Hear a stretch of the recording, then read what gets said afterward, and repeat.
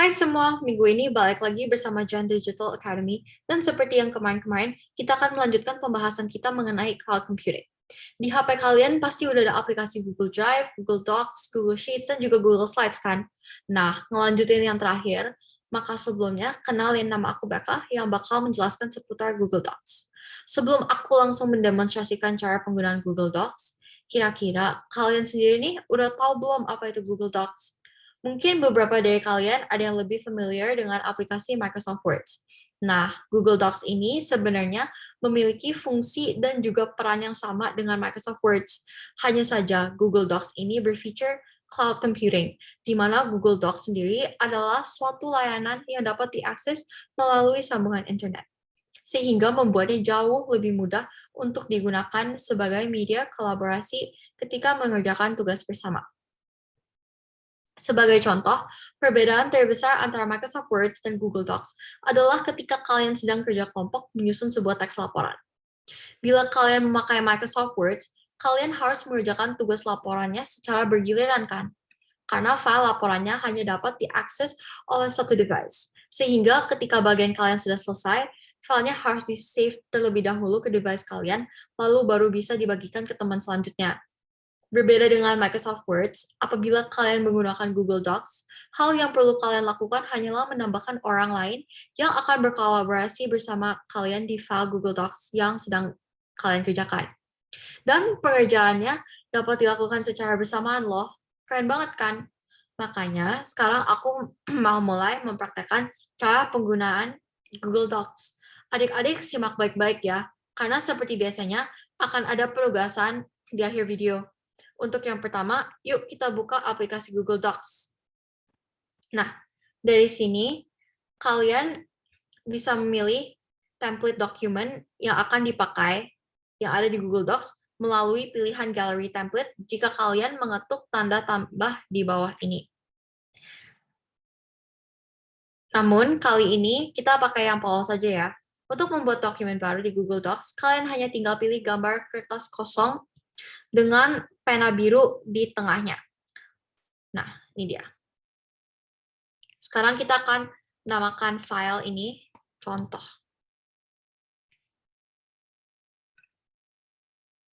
Nah, setelah kamu membuat pilihan membuat dokumen baru di Google Docs, sekarang saatnya memasuki tahap bekerja dengan Google Docs.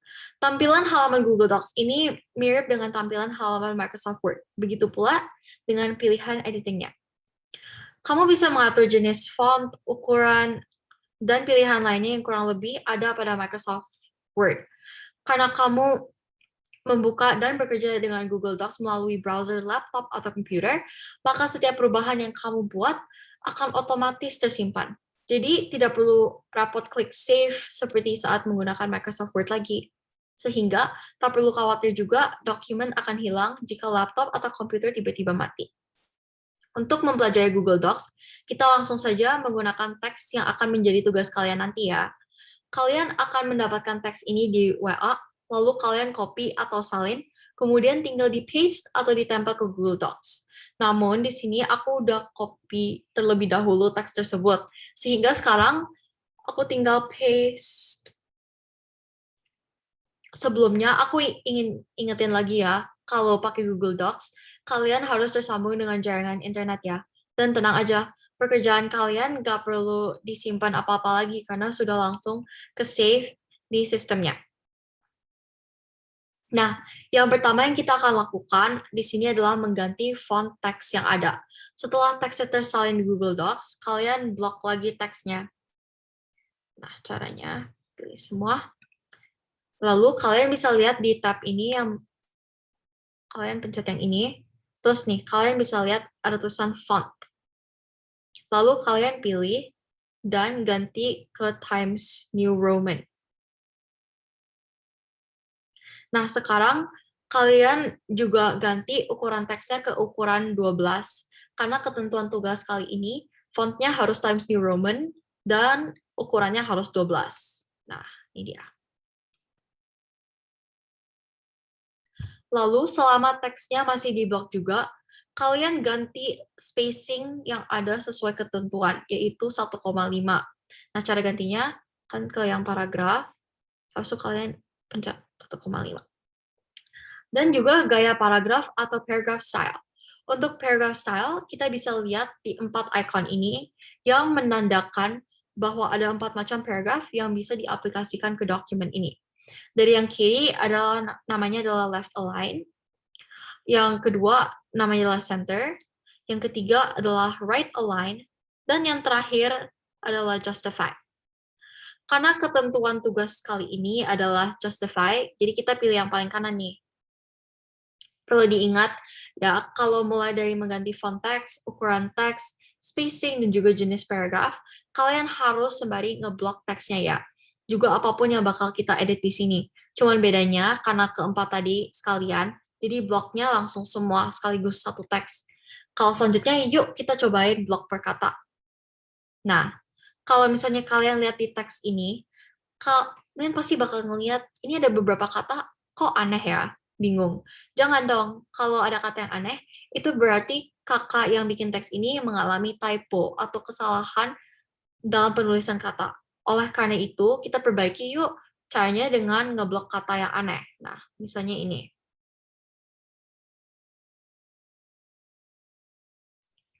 Nah, habis itu kalian bisa lihat di sini ada tanda tambah, lalu kalian pencet komentar. Nah, habis itu kita akan mengetik typo K. Nah, habis itu ini kan bakal keluar kuning-kuning gitu kan. Yang artinya komen kalian sudah ditambahkan ke dokumen ini. Nih, coba kita bikin satu lagi deh. Nah, ini. Kita akan lakukan hal yang sama.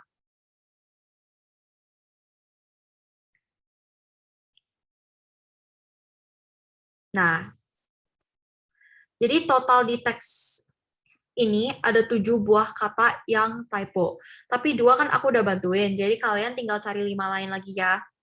Untuk melihat daftar komen yang udah kalian tambahkan, kalian bisa lihat ikon kotak di kanan atas ini. Nah, habis itu keluar deh. Tadi ada 2 komen yang kakak udah buat. Nah, next. Bosan gak sih kalau lihat dokumen teks yang warnanya hitam aja? Makanya, biar gak bosen, kita coba ganti warna teks yuk. Di sini kita gantinya buat judul aja deh. Kalau semuanya ntar kepanjangan. Kita gantinya per kata ya. Nah, untuk kata yang pertama, kakak mau coba ganti warna teksnya jadi hijau. Nah, caranya kalian blok lagi. Habis itu kalian lihat nih, ada yang tombol A dengan garis hitam di bawahnya, karena warnanya sekarang hitam kan. Jadi kalian pilih aja. Habis itu bakal muncul warnanya. Terus aku mau ganti warnanya jadi hijau deh. Nah, habis itu untuk kata memperkaya, kakak mau warnanya merah. Nah, lakukan aja hal yang sama. Dan untuk kata literasi yang terakhir, kakak mau warnanya biru. Nah, untuk pemakaian warna di sini sifatnya bebas ya. Kalian boleh kok pilih warna-warna lain yang kalian suka. Ataupun kalian mau warna-warnanya per huruf juga boleh. Pokoknya sesuai kreasi kalian. Nah, untuk format gaya teks di dokumen ini, yuk kita bikin kalau setiap ada kata literasi, kita harus membuat kata ini menjadi tebal, atau nama lainnya adalah bold text. Nah, nih ada tulisan bold text itu yang B di bawah. Setiap kata generasi muda, kita akan bikin ada garis bawah, yang tombol dengan U dengan garis bawah, dan setiap ada kata akan, kita bakal bikin teksnya miring. Nah, untuk bikin teksnya miring, kita pencet tanda I yang miring itu. Oke, aku contohin buat satu paragraf ya. Nah, ini ada kata literasi, aku jadiin bold, jadi harus diblok dulu, ingat, harus diblok dulu katanya. Habis itu tekan tombol yang B ini, nah, itu jadi bold kan. Habis itu, ini ada literasi lagi, terus di bold lagi. Terus sekarang generasi muda di garis bawahin. Tadi ini generasi muda.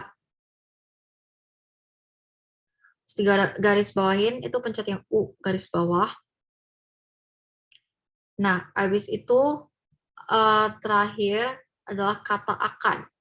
Akan dimiringin. Nah, pencet yang huruf I miring. Nah, gampang kan?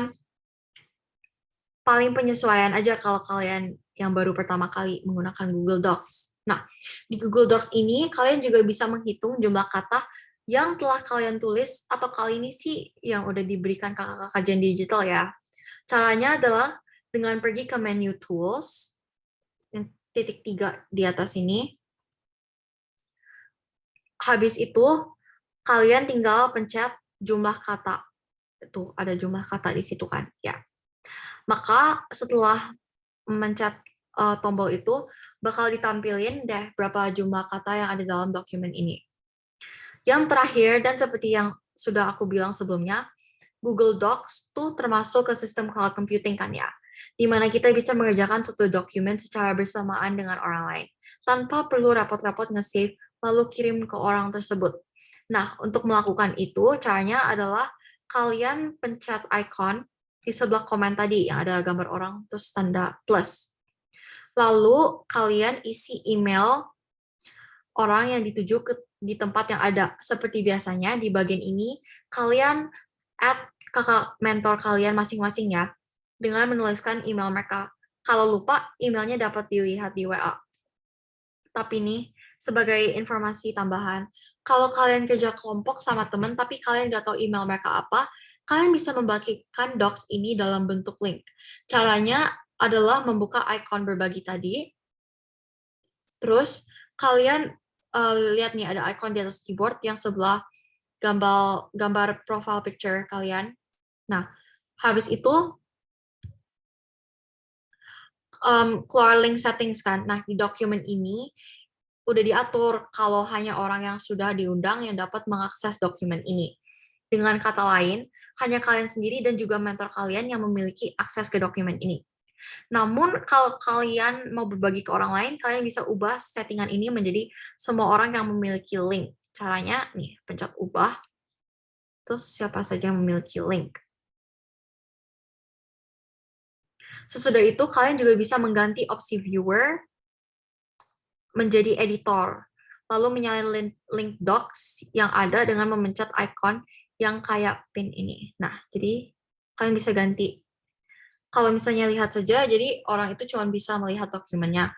Kalau pemberi komentar, jadi cuma bisa komen, nggak bisa mengganti langsung, mengedit langsung dalam docs itu. Kalau editor, mereka bisa edit. Nah, habis itu kalian harus ingat, kalian jangan sembarangan kirim link docs seperti itu ya, apalagi dalam mode editor ke orang lain. Karena mereka dapat seenaknya mengedit dokumen yang kalian udah buat. Nah, udah deh, sampai situ aja materi hari ini. Tapi kalian jangan lupa kalau ada tugas seperti biasa yang sudah dibagikan di grup WA dengan tenggat waktu jam 6 sore. Sampai di sini dulu ya pembelajaran minggu ini bersama kakak. Dan sampai jumpa di video selanjutnya.